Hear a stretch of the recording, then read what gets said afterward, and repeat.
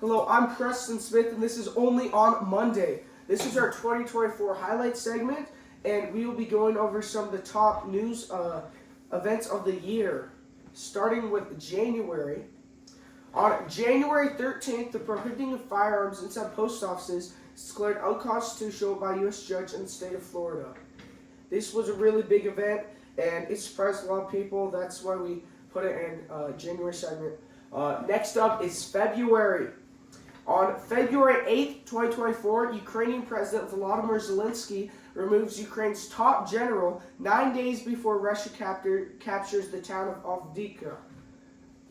And then next, in March, on March 7th, Sweden is finally accepted as the 32nd member of the North Atlantic Treaty Organization, otherwise known as NATO, after applying around 2 years earlier. This really took a long time, but adding Sweden really extended NATO's reach on Europe, having most of the countries in Western Europe now.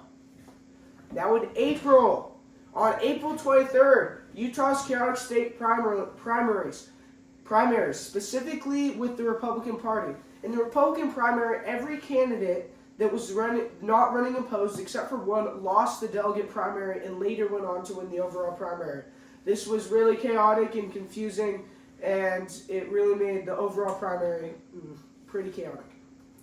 Next up in May, on May 1st, 2024, Russia showboats Western military equipment captured from Ukraine. They put them on display. Much of this equipment from Germany and the U.S. It's kind of embarrassing, but it is what it is. Next up in June. On June 26th, 2024, California Governor Gavin Newsom states the crown is dropping, also ignoring 97% of the data. And also on California recently passed Proposition 36. It increases sentences for drug and theft crimes. Gavin Newsom tried to introduce a competing proposition, but backed out in the last second. I wasn't worried about this one passing, but what really worries me is that 4.5 million people in California don't want crime enforced.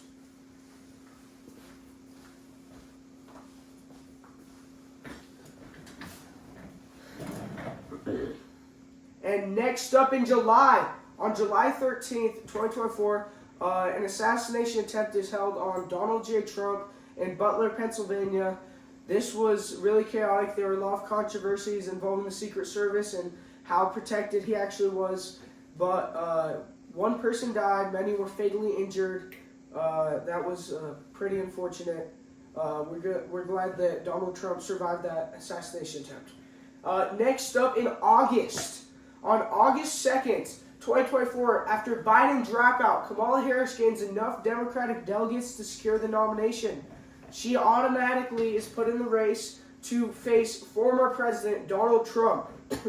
And next up in September, on September 24th through the 29th, Hurricane Helene hits the United States east coast of North Carolina, Florida, and Georgia, and costed $250 billion in damage. As you can see, roads collapsed, roads flooded. It was pretty chaotic. Hopefully a lot of the relief got to the people. There's also some controversies around FEMA relief. I think most of that has settled down now.